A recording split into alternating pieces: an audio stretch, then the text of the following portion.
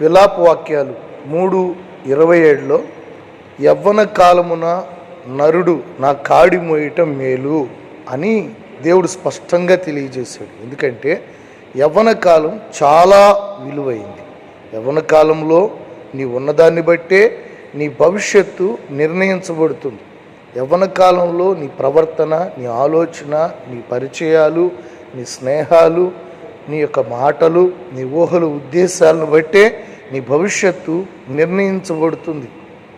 యవ్వన కాలంలో నువ్వు మంచిగా ఉంటే, దేవుని కాడి మోస్తే భవిష్యత్తులో నీకు మంచి భార్య లేక నీ మంచి భర్త, మంచి గర్భఫలం, మంచి పిల్లలు, మంచి భవిష్యత్తు నీకు కలుగుతుంది. యవ్వన కాలంలో నువ్వు ఏది విత్తుకుంటావో భవిష్యత్తులో నువ్వు అది కోసుకుంటావు అన్నది వాస్తవం. అందుకే యవ్వన కాలంలో యూత్ మీటింగ్ నిర్లక్ష్యం చేయొద్దు. యవ్వన కాలం